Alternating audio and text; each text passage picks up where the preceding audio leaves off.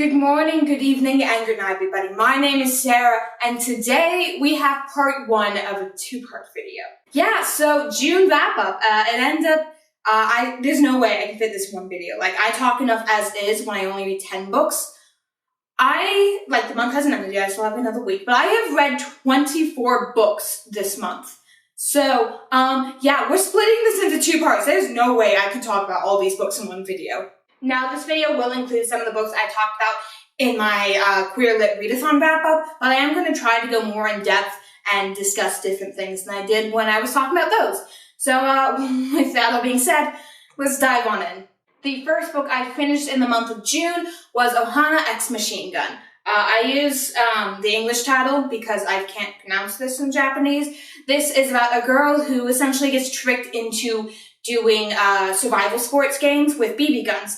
And she ends up discovering that she loves it, like, a lot. The first chapter, incredibly cringy, but from there, it just, I've watched the anime, I never actually read the manga before, and so I forgot how much I actually loved the series and how not good the first chapter was, but the first chapter, the reason why it's so not good is because it follows the story of Ohana. She doesn't look like a traditional female. She wears men's uniforms at school because she deals a lot with discipline problems and she ends up getting a lot of fights. Wearing short skirts doesn't do that. She also has cut her hair short, again, because she ends up getting in she doesn't want her hair being pulled, essentially. So she doesn't look like a female. And her best friend ends up getting in debt with a host, which is like a guy you pay to date you in Japan. And Ohana tries to go get the host, give her friend the money back, but then he's like, well, she knew what she was getting into. And so from there, she's like, okay, if I beat you at this game, which the guy's obsessed with, he was talking about it earlier, that's why she knew. And she was like, if I beat you in this survival game, you pay her back. She doesn't end up beating him, but he's like, I sense potential in you. Join my team. After a few games, I'll consider the debt paid, and your friend will be like, she won't have to pay him money anymore. And so Ohana kind of forgets to tell the guy that she is a girl, and later on she learns that the guy refuses to let any girls on his team due to some past incident that we don't really learn about until later on in the series. And she realizes that she loves the game so much, she can't tell them that she's actually a female because she might end up not being allowed to play anymore. So yeah, that's kind of everything that is covered in this volume, the first 3 chapters. It's discovering that she needs to go play the game to get some money, and then figuring out she actually loves the game, and then realizing if she tells them that she's a female, then she loses the one thing that she's learned to love. In this volume, it kind of covers it goes through the games pretty quickly, and she doesn't have to pay off the debt anymore, but she wants to stick around, and that's the main point of this. It's no longer, oh, I need to pay off the money. It's now more, I need to keep playing this game because this is what, she hasn't felt this fulfillment in her life in a very long time.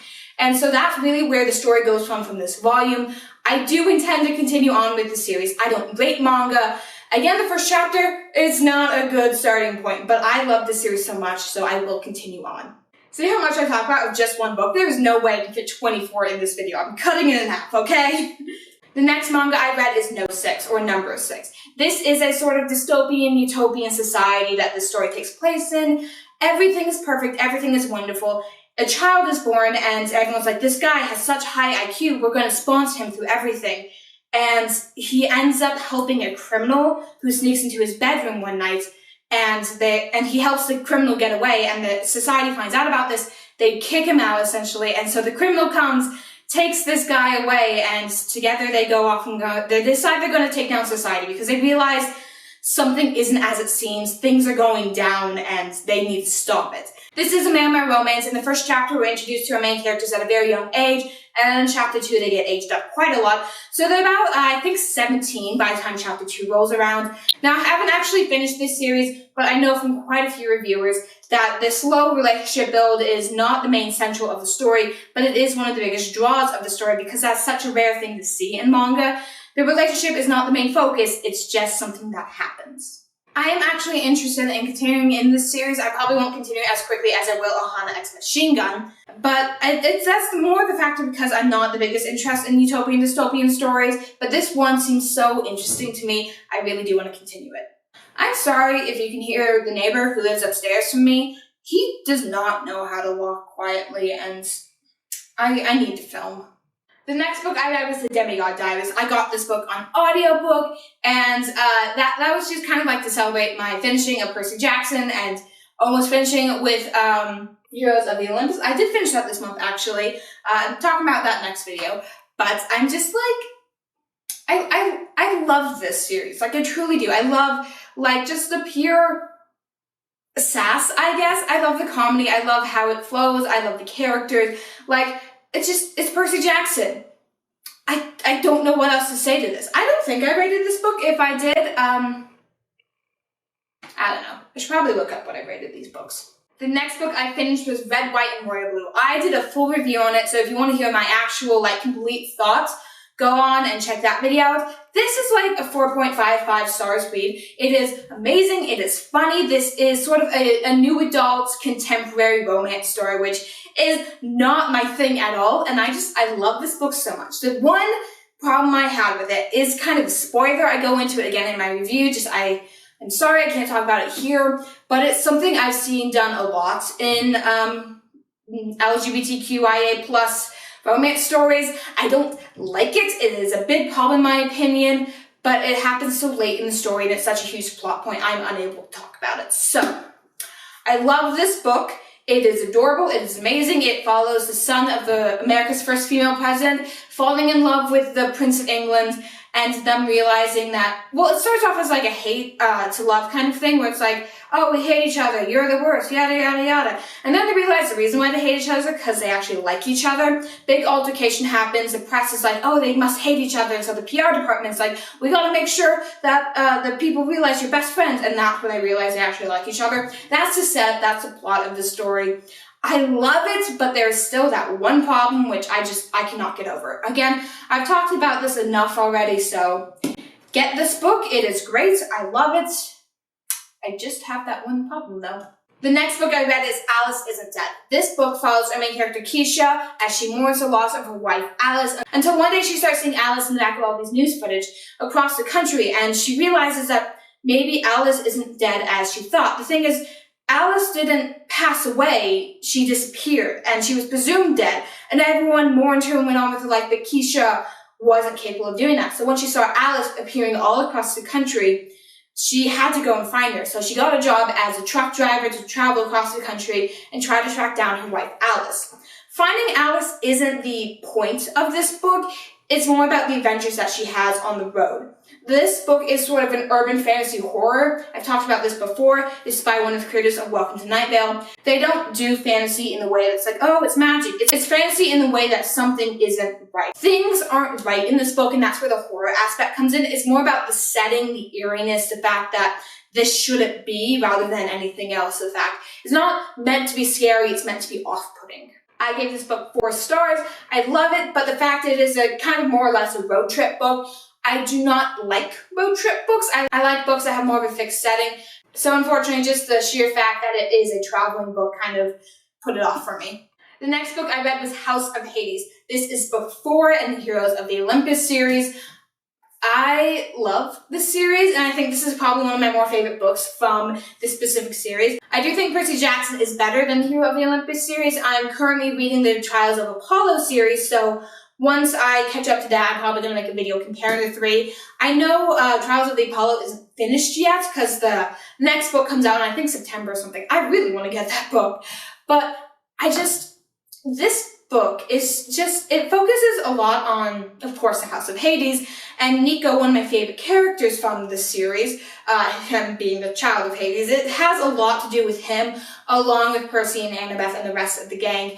I think this is one of the thicker of the series, but it really works. Like, there wasn't really a problem with pacing. This book, I can't really talk about too much what happens in it, but just it deals with a lot of trauma. And the fact that these are children who are dealing with the trauma is actually, like, fleshed out a little bit more than I thought it would be, because most middle grade authors kind of ignore the fact, oh yeah, it's a harrowing adventure, they're gonna be traumatized, let's just ignore it, it's an adventure. Like, no. Rick is actually like, what would happen if, like, a lot of them almost died, like, constantly? Like, that's something that he brings up in here, and I really enjoy it. This book I gave 5 stars because, of course, I had to. I love it so much. The next book I read, or I finished, is Demigods and Magicians. This is a book that I was trying to read earlier. The problem was you needed to read House of Hades to understand the ending of that book. I was reading this book a lot earlier. I mentioned this in an earlier wrap-up. I love the Kane Chronicles and I love Percy Jackson. I'm like, oh, I want to read the crossover story. I didn't know that you had to read Hero of the Olympus first, or at least up to House of Hades. And so I started reading it, and I realized they're talking about stuff that happens in Hero of the Olympus. So I put it down. I finished the House of Hades, and then I finished Demigods and Magicians, which I love the fact that they actually thought about it. Because back when Kane Chronicles came out, it was sort of just like hinted at that it was in the same universe as the Percy Jackson series. But then, like, this book actually, like, connected it together, and, like, they have the characters meet. It's so much fun because the roles are really switched, because in the Kane Chronicles, it's the guy who is the smart, calculated one, and the girl Sadie's absolute chaos. So when the characters meet, they're like, what is going on? And it's so much fun, and I love it. I didn't actually rate this because I'm kind of like, well, it's a collection of short stories. I'm not sure if I should rate it or not. I'm still trying to figure out my rating system for short stories, but it was quite enjoyable, and I'm so glad I finally got to read it. The nenext book I read is Every Heart a Doorway. I've been putting off reading this for a very long time, specifically because it's such a short book. It's only like 150 pages, and it is $22. I am not paying $22 for a book I read in a day. Like, you don't understand. 150 pages is where I DNF something. Like, if I don't like it by 150 pages, it is gone from my life. And I can't do that if a book is only 150 pages. So, luckily my library had the audiobook, and I listened to it, and I'm just like, it's really good. Like, it's obviously not the best in the world, but I, really like it. This book is the launching point for the Wayward Children series.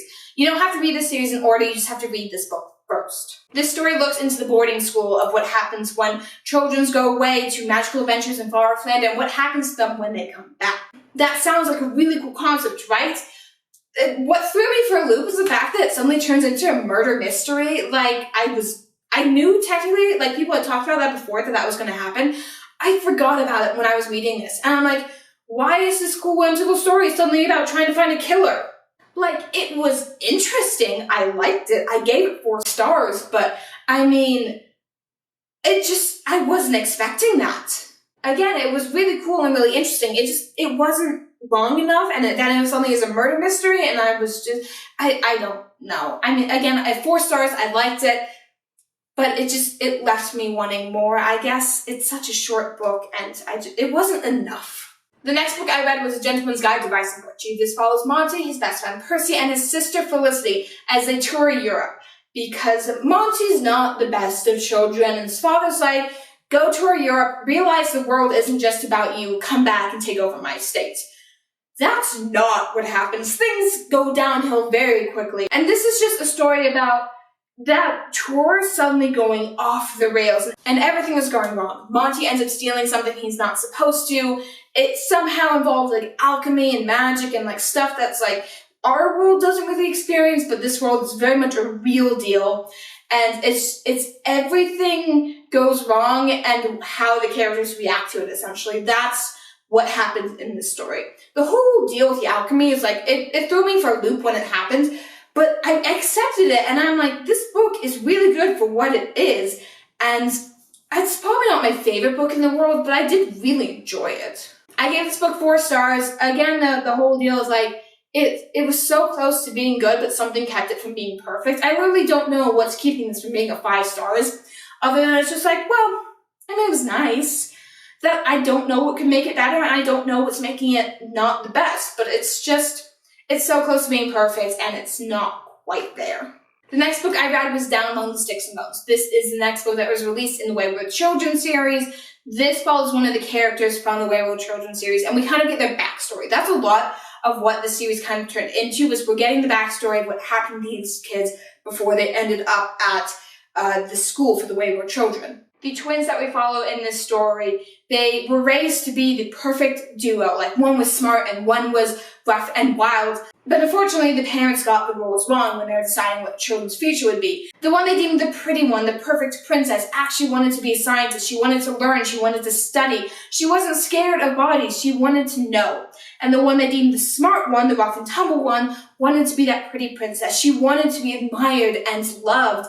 And they just couldn't do it because that's not what their parents decided for them. So when they were whisked away to this land down among sticks and bones, they decided to switch their roles. The one who was deemed the smart and knowledgeable one was sent off to live with the Lord Vampire to become essentially his heir, to be treated like the princess of the land. And the one who was deemed the pretty one was sent off to study with the scientists, to dissect bodies and understand what is going on in this world. They can bring back the dead, they can kill the dead. It's all just this huge and wonderful land. What happens if you take this dark world and stick some normal children in it? And what happens to the children when they're exposed to the horrors? I loved this book, I really did. But again, it was only 150 pages. That's not even 4 hours, and I listened to my audiobooks on 2-speed, so I was done with this by the time I was making some crafts. Like, literally, I did like this piece of art, it's beautiful and lovely, and I'm like, I finished the book before I finished the art piece. That shouldn't be. I love the setting though. I love the fact that we followed the story of the scientist. We didn't really see too much of the girl living in the castle. We got to see the one who lived among the citizens, who had to fend off the ghouls and the goblins and the werewolves. She had to deal with the fact that her sister was living with a vampire. And it was so cool. And again, all these stories have some sort of queer representation in it. This book, our main character ends up falling in love with another woman, and it's cute and it's lovely. And what happens between them is so, like, interesting. But it was too short. It just wasn't enough. And I know the story is probably never going to be touched upon again, and it's just, I'm like, that's it. I guess it was enjoyable, but it was too short, and so it's just a 4-star for me. But I really liked the story. I really did. The next book I read was The Daughter of Smoke and Bones. I DNF'd this book. I do plan on picking it up again at some point because it's one of the first stories out there that has an asexual character. I just really didn't like the first few chapters. It's very early 2000s. I got this from my library on audiobook, so once I realized I wasn't enjoying it, I returned it. So I might pick it up again if it's like there's no weight on the audiobook and like I have nothing else to read. Like, I might pick it up again, but at the moment it's gonna be shelved in some other hands. This is sort of, again, urban fantasy. It's like, what if an angel and a demon had a child, and that child was sent off to live in our world? She has little magic items. She can, like, have a necklace that grants small wishes and stuff. That's kind of all I got from the first few chapters. That's kind of all I really know about the story. It takes place while the character is in college. She's doing art, and it's like this, the first few chapters is all about her trying to draw a naked body, and I'm like, can you not, please? I don't. And like the naked model that she in her class has to draw ends up being her ex-boyfriend. And it's like very clear the ex-boyfriend is not a good person. So I was just like not interested in reading this book or having to listen to those kind of descriptions on audiobooks. So I stopped. And the last book I have to talk about today is The Disasters. This book, I don't really know what my expectations were going into this. I knew this dealt with the crew that were kicked out of space pilot school, and as they were being flown back to Earth, the station that they were scheduled at, like they were trying to learn at, ends up being blown up, and they're the only survivors, and they get blamed for the attack. And so they can't return to Earth, or else they'll be immediately arrested. So they kind of just like go off on an adventure. This deals a lot with like space jumping and like running away from the law. And they know that even if they try to like protect their innocence, like one of the characters even went off and tried to protect their innocence. There are people who attack the space station are everywhere, and they will stop them from speaking about what actually happened. This story was interesting. The first half of it was so bad though. Like, not bad, but boring. Like, I was so close to putting it down, but I'm halfway through. I really hope it gets better. And I kept reading it, and eventually I did fall in love with all the characters. I did fall in love with like what was going on. It was very clear that these characters are like, they have no idea what they're doing, but they are trying their best here. And I really appreciate that.